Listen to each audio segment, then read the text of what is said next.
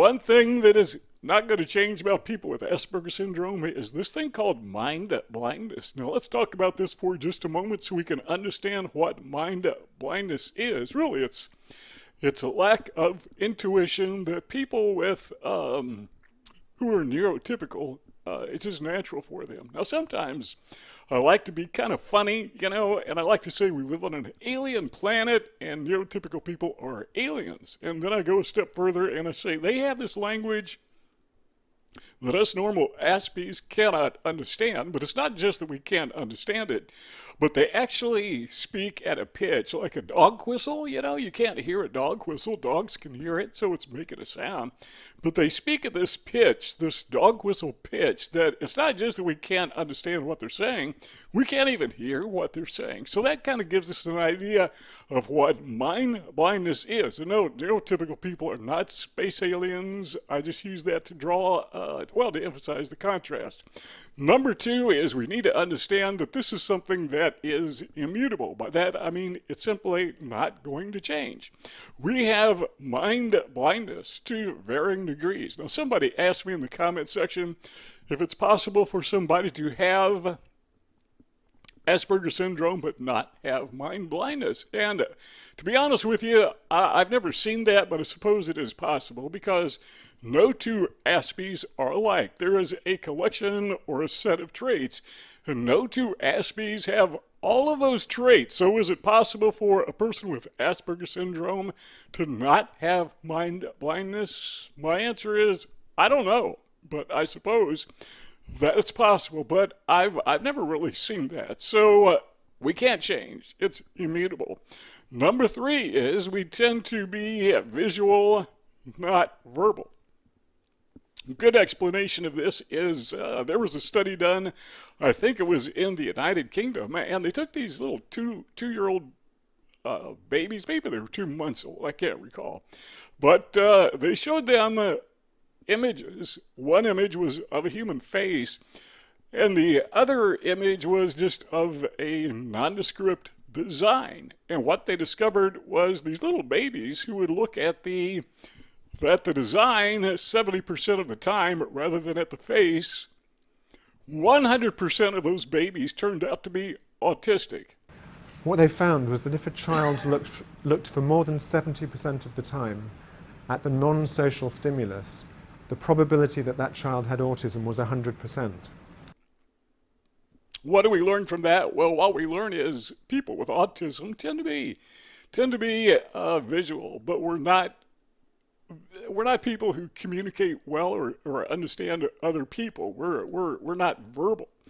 And to be human is, to be verbal. So, yeah, of course we are verbal. Obviously, I'm talking, right? You're listening, so we are verbal on that level, but overall we tend to be more visual than verbal. Number four is we don't recognize emotional needs. So if we don't understand emotions as other people understand them, if we lack empathy, we'll talk about that more in a second, then we're not going to understand emotional needs. Now, if you are an Aspie and you are married to a neurotypical, space alien, don't call your wife or husband a space alien, please. That's probably not a good idea. But you may not be able to even recognize their emotional needs. Now, we talked about these people who speak a language that we cannot understand and we can't even hear it. Well, this is part of that language. We don't understand what a husband or wife needs. We just don't get it. They know, and sometimes that can be very frustrating because you've heard the story of maybe a wife who gets mad at her husband because he's supposed to know what she's mad at and he has no idea. Well, amplify that times 1,000 times. I was going to say multiply it, but whatever. Amplify that times 1,000 times or so, and that's a person with Asperger's syndrome. That's a spouse with Asperger's syndrome. It's not that they don't care, it's just that they just don't get it. Number five is they don't engage in dialogue. The only time typically that I would engage in dialogue if we're talking about something that is of particular interest to me. Kind of selfish, right? But it's really not so much a dialogue as neurotypical people would understand dialogue. It's not so much a give and take as we're talking about a topic. Yeah, that's a type of a dialogue. Now, you need to understand, and again, if you have any kind of a relationship with a neurotypical person, and I'm guessing that you do, it may be a spouse, maybe a friend, maybe somebody that you work with, maybe a neighbor, chances are you have some kind of relationship with somebody who is neurotypical. And what we need to understand is these people think in terms of dialogue. That means two people talking to each other, two people communicating. So we can't just say, well, I'm an Aspie. I'm autistic, so I don't do dialogue. Sorry. No, that's not good enough. We need to understand that, yeah, they're different, but still we need to do our part. We need to meet them halfway. Give you a good example of that. Sometimes my wife will be talking. And I understand that if she is saying something and there's nobody else in the house and she's not on the telephone, well, I can put two and two together, even though I'm not into dialogue and conversations, but I can put two and two together and I can come up with the conclusion that she's probably talking to me because there's no one else to talk to. So I can meet her halfway by listening. Because what I'm guessing is, and this is just a wild guess, but if she's talking, she wants to take a thought that is in her mind and transfer that thought to my mind. And neurotypical people do that through communication. They do that through dialogue. So, okay, I got it. Now, I've learned something new. I've learned that I can go halfway through dialogue. Now, I may not be very good at the other half of the dialogue, where that is communicating back, but yeah, I can do that with my wife. I can do that with my neighbor. I can do that with my friend. I can do that with the person that I meet out and about. I can do that with the person at the workplace if I had a workplace. So yeah, I can, that would be kind of a monologue where the other person is doing all the talking and I'm doing all the listening, And by the way, Aspies do tend to make good listeners if we want to. So we can't just dismiss that out of hand and say, well, I've got this thing called mind blindness, so don't talk to me. No, I got this thing called mind blindness, and go ahead and talk to me. Please do. I want to hear what you have to say, and I want to process it. At least I can meet others halfway, and I think, yeah, so can you. So we don't engage in dialogue. Now, we also have this problem of lacking, what should we call this? We lack intuition skills. Things like innuendos. Yeah, I think I get innuendos most of the time. I think I get sarcasm most of the time, but sometimes I don't. But that is part of those, that's part of that alien language that I can't hear, that it's at a pitch that I can't hear, the words I don't understand, but I'm picking up some of it. I can get some of it. And I think some people with Asperger's syndrome are capable of picking up some of that language and understanding some of it to some extent. But then again, maybe not, because we are all different. Number 7 is, well, what about unwritten rules? That is a real challenge for people with Asperger's syndrome. Unwritten rules, that is what will we call that? Let's call it like a social contract, or maybe a social construct, where people just know these are the rules. When you walk into a room, a crowded room with other people, there are certain behaviors that are expected and certain behaviors that are not expected. You don't talk too loud. You don't talk too quiet. You don't say nothing at all, but you don't talk nonstop. Those are rules that people understand. Now, those aren't written down anywhere, as far as I know, except in the library where it says, don't talk too loud. I think we get that, but we don't understand those written rules, and consequently we violate them. And because we violate those rules, we don't even know we're violating those rules.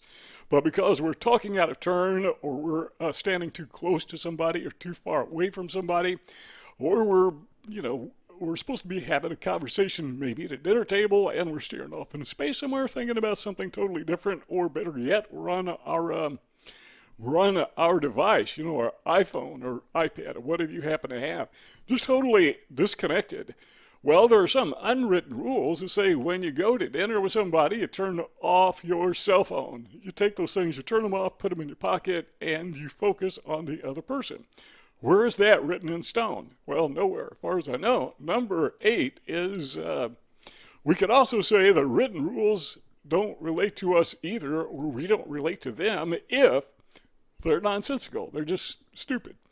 Now, I can give you a good example of this, I think, is when I was like, I don't know, 10, 11, 12 years old, somewhere in that age group, that age range, rather, the Beatles landed.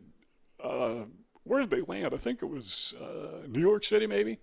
And that was a big deal. I mean, that was the big headline. You know, forget the Russian Missile Crisis or the Cuban Missile Crisis. The Beatles had landed. That was news. And everything changed. Our culture changed. That new style came into vogue, and I started wearing my hair then. What was I? 10, 11, 12 years old. That was 1963. I started wearing my hair then the same way I wear my hair now. I haven't changed my hair in a very long time. I can't do the math. What is that? I'm 70 years old. Okay, 60 some years, nearly 60 years, almost 60 years. Same basic hairstyle. Okay, what does that have to do with anything? Well, there is this rule in the religion that I was raised in, and I generally don't talk about religion, but I'm going to make an exception here. But there was a rule starting in 1963 that men had to wear their hair like John Dillinger. Where did they get that? I don't know. But that's, but if you didn't wear your hair like John Dillinger, that you were worldly, you were like one of those Beatles, you look like a girl. That's the way people actually said that. So that was a rule that to me was just absurd. It was just stupid. Well, I don't know that rule was actually written down anywhere, but man, did I hear a lot of preachers preach sermons against the sin of long hair. Now keep in mind, long hair on men was what you're looking at now. What my hairstyle right now, was considered by them to be long hair. And that followed me all through my high school years, even into college. I went to a fundamentalist university. Well, it's a university now. It was a college back then. But I can't tell you how many tickets I got. These guys were like traffic cops. They'd pull you over and give you a ticket. They'd write you up for having long hair. My hair was like it is now, but that was not good enough. You had to look like John Dillinger. Where did that rule come from? Well, it was stupid. Well, the point that I'm making is people with Asperger's syndrome, we just don't get unwritten rules, but sometimes there are some very defined rules, like that stupid thing with wearing extremely short hair. That, sorry, but that's just dumb. One of the things about people with Asperger's syndrome is we tend to be extremely honest people. Okay, yeah, I know there are exceptions. Everybody's been dishonest some point in time in their life, including me. No one is excluded. But we tend to be very honest. And if something just isn't right, we're not going to pretend it is when it isn't. It's just a matter of ethics. Do you see those two rectangles on the screen? Well, if you want to continue this conversation, you can do so. All you got to do is click on one of those two rectangles, and you and I would just keep on talking. But if not, thanks for stopping by, and we'll see y'all next time.